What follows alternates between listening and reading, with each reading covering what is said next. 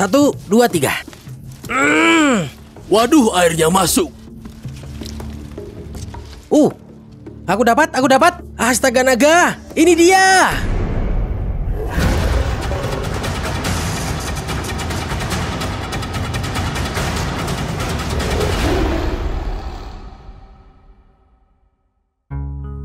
Ada sebuah lagu terkenal yang berbunyi, Country roads take me home to the place I belong, West Virginia. Dan di petualangan ini, kita akan menyusuri jalan perdesaan berkerikil tua yang semoga membawa kita ke tempat yang disebut rumah oleh salah satu makhluk langka. Ini Virginia Barat. Pertama kalinya aku membuat film di negara bagian ini. Banyak makhluk yang bisa kita temui. Tinggal mengambil jalan berkerikil ini ke alam liar, lalu kita akan jelajah jejak setapak ke semak dan melihat apa yang bisa kita temukan. Kalian siap? Ayo berangkat. Oke, ayo. Hari ini kami berpetualang bersama ahli herpetologi Tim Brust yang telah lama meneliti berbagai makhluk yang menjadikan negara bagian yang liar dan menakjubkan ini sebagai rumah mereka. Meskipun ia mengkhususkan diri dalam reptil dan amfibi, hari ini kami mencari satu krustasea yang sangat sulit ditemukan, yang untuk saat ini kami sebut saja udang karang biru. Ini keren, kami memiliki sistem aliran sungai kecil yang mengalir tepat di tengah hutan. Itu sebenarnya tempat yang bagus untuk mencari katak hutan kecil dan salamander. Lihat ini. Seringkali kamu membayangkan udang karang hidup di sungai dan anak sungai. Tapi, spesies yang kami cari hari ini adalah jenis udang karang penggali yang hidup di bawah tanah. Mereka biasa ditemukan di daerah rembesan, yang didefinisikan sebagai tempat basah di mana air tanah mencapai permukaan bumi dari akuifer bawah tanah. Mirip dengan spesies udang karang yang hidup di air, udang karang penggali juga bersembunyi di bawah batu. Jadi tinggal membalik batu yang benar. Jadi Tim, ini yang dianggap sebagai rembesan. Ini Mark, lihat sini. Lihat semua air ini. Ini di tempat rendah yang ini. Ya. Ini sebenarnya merembes keluar dari lereng bukit kan? Ya. Jadi Tim memberitahuku bahwa batu di sini adalah contoh bagus dari sesuatu yang harus kita balikkan. Mungkin ada udang karangnya di sini. Aku lihat di sini semua sangat lembab. Kamu lihat semua air ini? Seperti hanya berdiri di atas daun, tetapi ketika diambil, ada airnya. Jadi sebenarnya mungkin ada udang karang di bawah batu ini. Oh, ada banyak airnya. Aku masukin tanganku supaya ngecek apakah ada sesuatu. Oh, seperti ada liang di situ. Oh, tapi tak ada udang karang. Oke, ayo kita lanjut. Dari batu ke batu kami mencari. Membalik setiap batu dan mengembalikan seperti semula di tempatnya. Supaya kita tidak mengubah desain dari lingkungan ini. Oh, ya ampun. Apa itu? Ada salamander lendir besar. Oh, ini licin. Oh, kemarilah. Apa kamu dapat? Aku dapat. Yes. Wow, ini salamander lendir yang besar sekali. Ini mungkin yang terbesar yang pernah aku lihat. Mereka disebut salamander berlendir karena mengeluarkan lendir dari kulit mereka. Dan ini rasanya hampir seperti siput yang sangat-sangat lengket.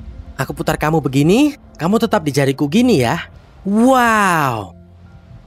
Ini salamander yang besar. Jauh lebih besar dari salamander yang kita tangkap di Ohio. Lihat pola keren ini. Hampir tampak seperti bintik-bintik salamander tutul. Ini adalah spesies salamander tanpa paru-paru. Mereka benar-benar bernafas melalui kulit mereka. Jadi ini tidak akan kupegang terlalu lama. Kamu lihat bahwa aku mencoba untuk tidak memegangnya seperti mencengkramnya, karena aku tidak ingin mengambil kelembapan dari kulitnya. Tapi hanya memegangnya sedikit saja dan jari-jariku terasa sangat lengket. Satu hal keren tentang salamander adalah bahwa sebagian besar spesies ini dapat melepaskan ekor mereka. Itu disebut otonomi kaudal, hal yang sama yang dapat dilakukan oleh kadal. Itu membantu mereka melarikan diri dari predator dan kemudian ekornya akan tumbuh lagi. Penemuan yang bagus. Bukan udang karang biru sih, tapi tetap keren bisa melihat salamander ini dari dekat untuk difoto. Aku celupkan ke air, aku kembalikan ke batu, terus kita lanjut cari. Awal yang bagus. Oke, ini dia. Sini, lihat sini nih. Oh, ayolah.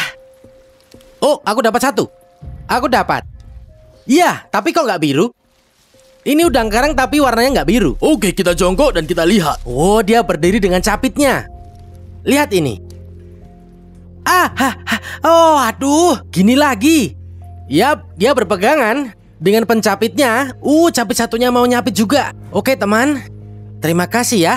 Bisakah kamu memanggil saudaramu yang berwarna biru? Soalnya itu yang kita cari. Aku tahu aku akan dicapit. Wah, krustasia kecil yang keren. Udang karang kecil. Oke, udangnya kita kembalikan ke batu, lalu kita lanjut mencari. Kamu dapat membalik batu selama berjam-jam dan tidak menemukan apapun. Tapi itulah yang membuatnya menyenangkan karena akan selalu ada batu yang lain. Hanya butuh membalik batu yang tepat untuk mengungkap permata alam liar. Ku kasih tahu ya, kalian gak akan percaya betapa birunya hewan kecil ini sampai kalian benar-benar melihatnya. Misalnya seperti batu ini. Sebelumnya ini tampak sempurna. Kurasa kamu bisa. Ayo. Waduh, ini berat banget. Apa kamu sudah gym? Kurasa aku nggak bisa mengangkatnya. Pakai 2 tangan. Di sini ada kumbang aneh. Coba aku lihat, siapa tahu ada isinya. Oh iya. Oh ya, ini sangat berat. Semangat. Ini batu yang lumayan besar. Oke, ini dia, aku coba angkat ya. 1, 2, 3. Waduh, airnya masuk. Aku dapat. Astaga naga.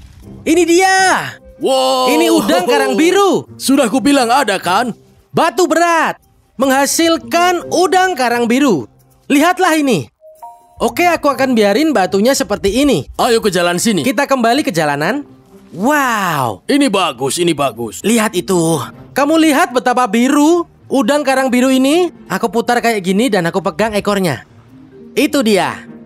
Batu safir di lereng bukit Virginia Barat. Ini sangat biru. Aku nggak percaya ini. Ini sangat biru seperti langit. Coba lihat krustasia ini. Wow.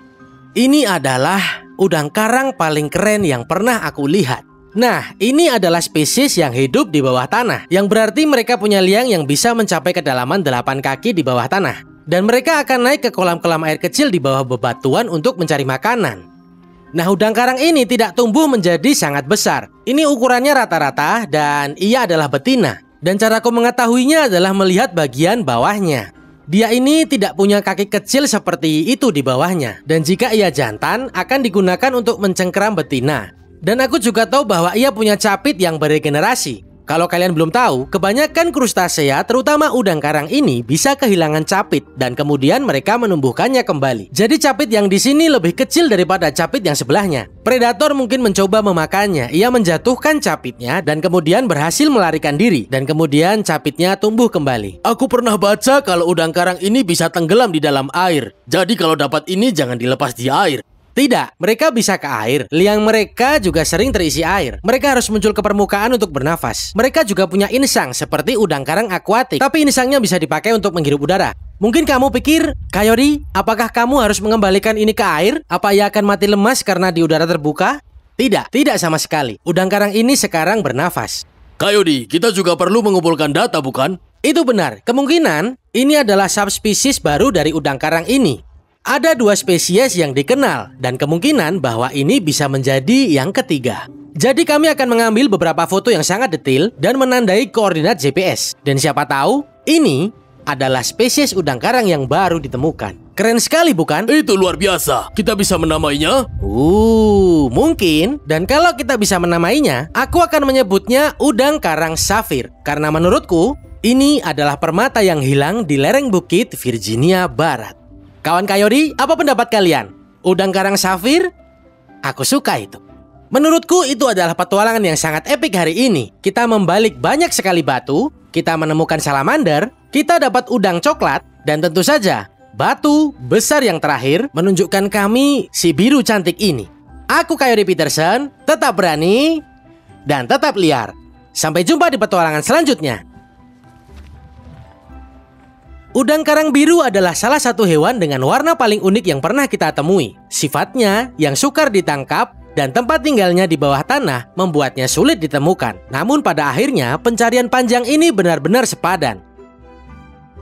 Pada saat episode ini dirilis, subspesies udang karang ini secara resmi diklasifikasikan sebagai penemuan baru dan sedang dalam proses dideskripsikan oleh para ilmuwan. Dan mengenai nama umum yang secara resmi menjadi udang karang safir, ya, itu masih menjadi perdebatan. Dan katanya, ada kemungkinan hal ini bisa terjadi. Jadi aku dan tim akan terus berharap.